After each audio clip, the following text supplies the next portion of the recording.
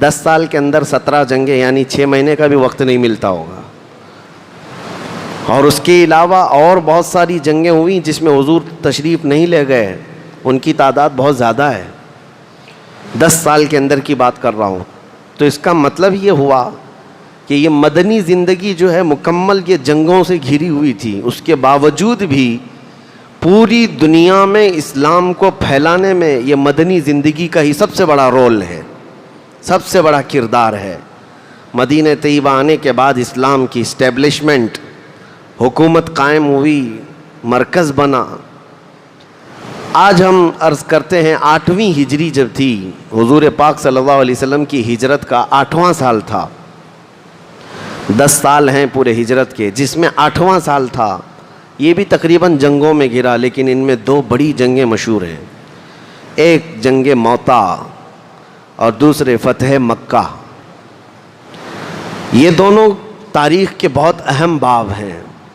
موتا ایک جگہ کا نام ہے، آج یہ جارڈن کے علاقے میں آتا ہے. جارڈن جس کو عربی میں اردن کہا جاتا ہے، انگلش میں جارڈن، اس کا ایک حصہ ہے موتا. وہاں یہ جنگ ہوئی تھی، اسی لیے اس کو جنگ موتا کہتے ہیں. وجہ کیا تھی؟ یہ مسلمانوں کے متعلق جو بات پھیلائی جاتی ہے نا، اس کو غور سے سنیں.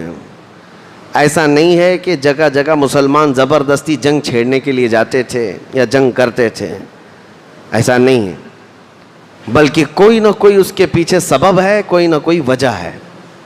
ہوا یہ تھا کہ نبی پاک صلی اللہ تعالیٰ علیہ وسلم اپنے ایک صحابی قاصد حضرت حارث بن عمیر کو خط لکھ کر کے روم کا جو بادشاہ تھا اس کے پاس بھیجا. کیونکہ آپ نے سنا تھا 6 ہجری میں حضور صلی اللہ علیہ وسلم نے دنیا بھر کے بہت سارے بادشاہوں کو دعوت اسلام پیش کی. صحابہ لے کر کے گئے خط، اور یہ سلسلہ چلتا رہا. 8ویں ہجری میں بھی حضور صلی اللہ علیہ وسلم نے اپنے ایک قاصد صحابی، جیسے آپ سمجھ لیں ایمبیسیڈر، ترجمان، ان کو خط دے کر کے روم کے بادشاہ کے پاس بھیجا. اور وہ لے کر کے جا رہے تھے. روم پہنچنے سے پہلے ہی، جس کو آج آپ جو ہے روما کہتے ہیں یا رومانیہ ہے، اٹلی ہے، یہ روم کی سرزمین تھی پہلے.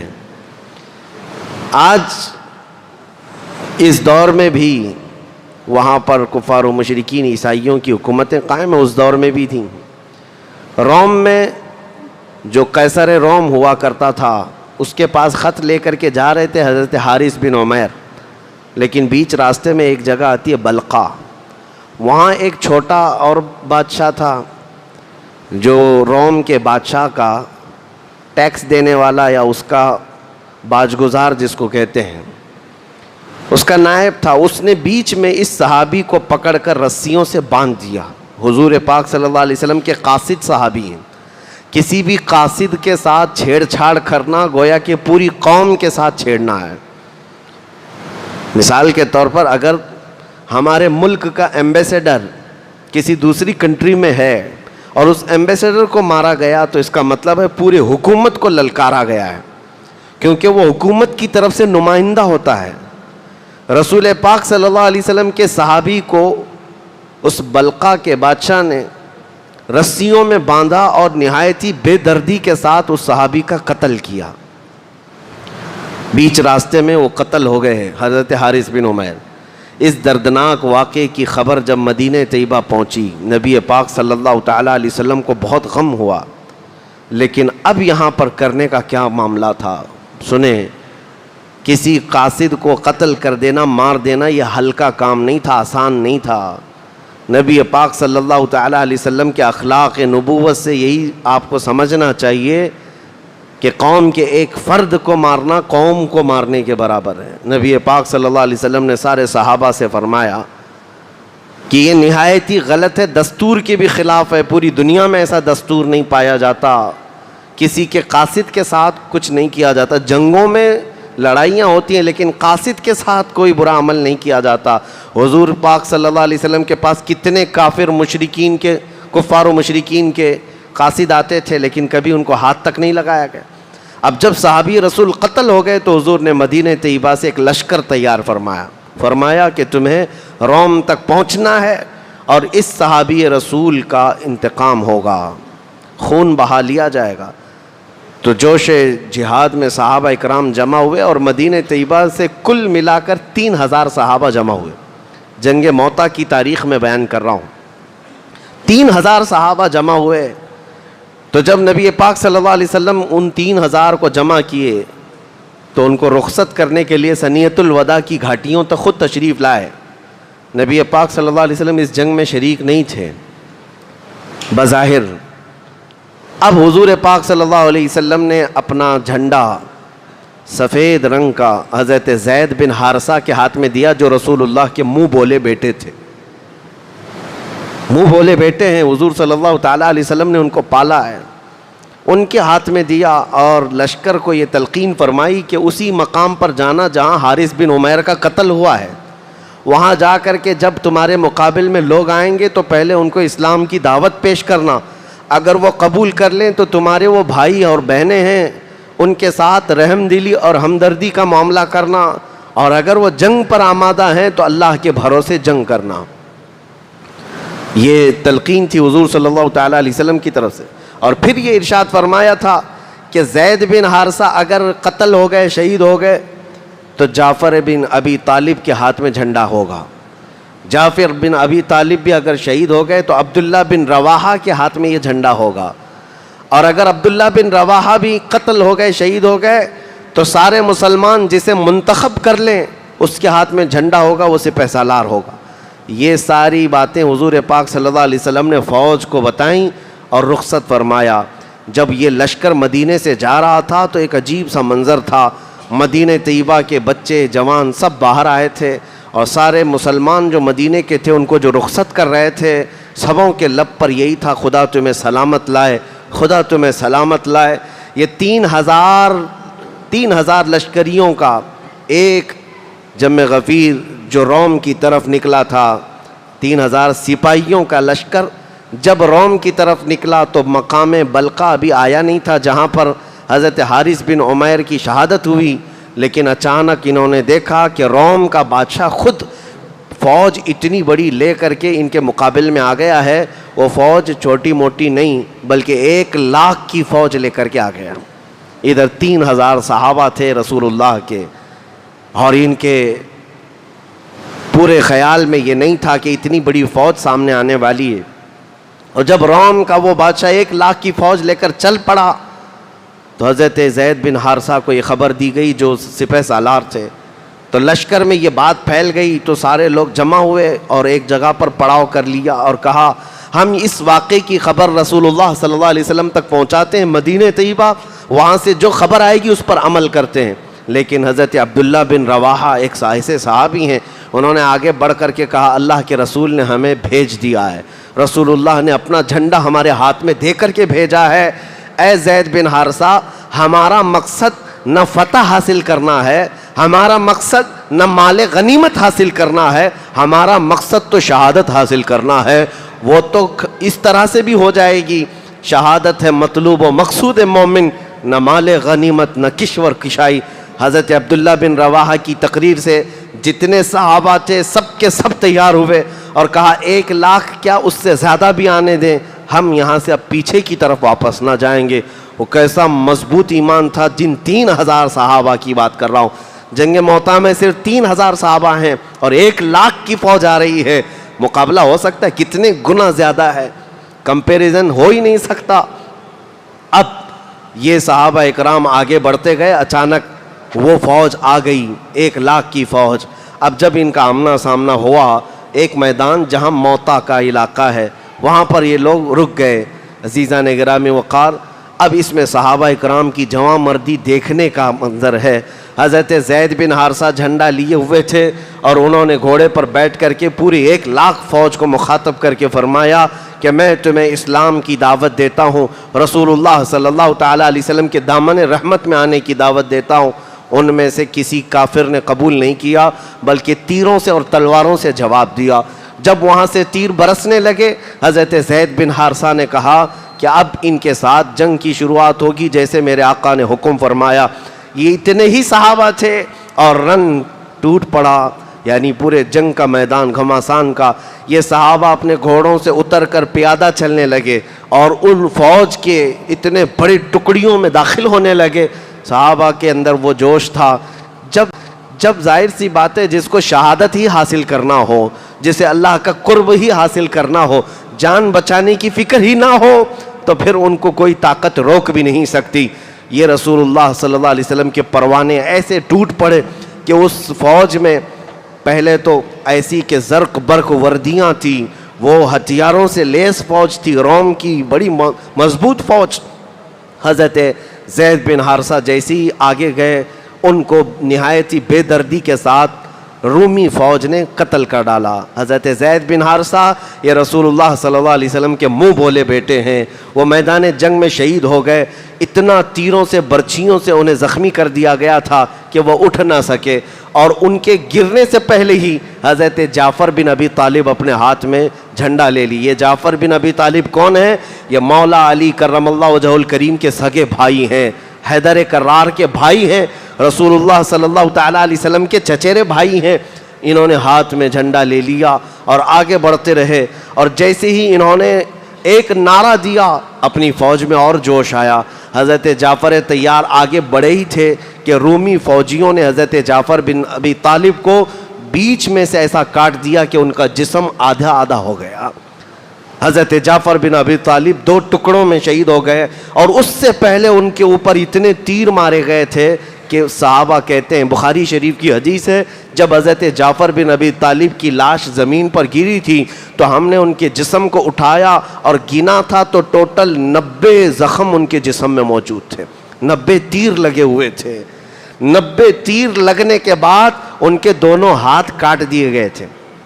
حضرت جعفر کے دونوں ہاتھ کاٹ دیے گئے تھے کیونکہ انہوں نے جھنڈا سنبھالا ہوا تھا، علم سنبھالا ہوا تھا۔ جھنڈا گر جانے کا مطلب ہے کہ مسلمانوں کا وقار، ان کی عزت گر گئی۔ لیکن حضرت جعفر بن ابی طالب نے جب ایک ہاتھ کاٹا گیا تو بائیں ہاتھ سے جھنڈا سنبھالا، دوسرا ہاتھ کاٹا گیا تو آپ نے منہ میں جھنڈے کو پکڑا تھا، اور فوراً ہی حضرت عبداللہ بن رواحہ نے جھنڈا تھام لیا جب حضرت جعفر بن ابی طالب کی لاش زمین پر آ گری۔ 2 صحابہ شہید ہوئے جو سپہ سالار تھے، تیسرے عبداللہ بن رواحہ تھے۔ یہ جنگ اتنی گھمسان کی ہے، اس کو بیان کرنا بہت آسان نہیں ہے۔ جنگ موتا ہے، ایک طرف 1 لاکھ کی دندناتی ہوئی فوج، اور دوسری طرف 3000 صحابہ جو چل کر کے مدینے سے اتنی دور آئے ہیں۔ جارڈن کا علاقہ 1000 کلومیٹر سے زیادہ کا فاصلہ ہے مدینہ طیبہ سے۔ جارڈن جنگ موتا جہاں ہوئی ہے، حضرت عبداللہ بن رواحہ جیسی میدان میں اترے، ان کے سگے بھائی ہیں میدان میں، وہ کہتے ہیں ہمیں معلوم تھا کہ اس فوج میں کھانے پینے کی بھی قلت ایسی تھی کہ آج میرے بھائی عبداللہ بن رواحہ جھنڈا تو اٹھائے ہیں لیکن پچھلے 2 دنوں سے ان کی حلق میں ایک لقمہ بھی نہیں گیا ہے۔ انہوں نے بھنے ہوئے گوشت کا ایک ٹکڑا اپنے پاس سنبھالا ہوا تھا، وہ حضرت عبداللہ بن رواحہ کے پاس آئے، کہا آپ جھنڈا اٹھائے ہیں، بڑی ذمہ داری ہے، تھوڑا کچھ کھا لیں۔ حضرت عبداللہ بن رواحہ ابھی کھانے کے لیے منہ میں لگائے تھے کہ تیر اتنے آپ کے اوپر آ گئے کہ آپ کا منہ پورا چھلنی چھلنی ہو گیا، چہرہ بھی۔ اٹھ پڑے اور فوج کو لے کر کے آگے نکل پڑے، زیادہ دیر تک آگے نہ جا سکے، حضرت عبداللہ بن رواحہ بھی میدان میں شہید کر دیے گئے۔ یہ 3 سپہ سالار صحابہ ہیں رسول اللہ کے، اس میدان موتا میں نہایت ہی بے دردی کے ساتھ قتل کیے گئے، شہید کیے گئے ہیں۔ اب مسلمانوں میں جو بچے ہوئے صحابہ تھے 3000 کی تعداد ہے، ایک عجیب سی کشمکش تھی کہ ہمارا سپہ سالار کون ہے، ہم کس کو جھنڈا دیں گے۔ یہ پہلا موقع تھا صحابہ کرام نے آپس میں منتخب کیا، اور سبوں کی زبان سے ایک نعرہ تھا کہ اب جھنڈا اگر کسی کے ہاتھ میں دیں گے تو وہ خالد بن ولید کے ہاتھ میں ہوگا۔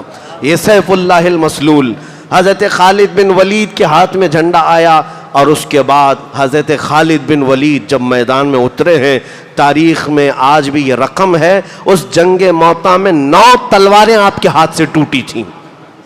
ایک تلوار ٹوٹتی دوسری اٹھاتے، ان کی تلوار کا وزن 35 کلو کا ہوا کرتا تھا، کوئی 40 کلو کا بھالا ہوا کرتا تھا۔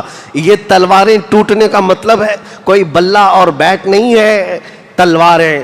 حضرت خالد بن ولید کے ہاتھ سے 9 تلواریں ٹوٹیں، اور عین دوپہر کے وقت حضرت خالد بن ولید، ان کی جو جنگی مہارت تھی، ان کو جو جنگ کے نقشے معلوم تھے، اس اعتبار سے 3000 صحابہ کو ایسے بکھیر دیا کہ 1,00,000 رومی فوجی میرے آقا صلی اللہ علیہ وسلم کے ان پروانوں کا مقابلہ نہ کر سکے، وہ میدان سے پیچھے ہٹنے لگ گئے۔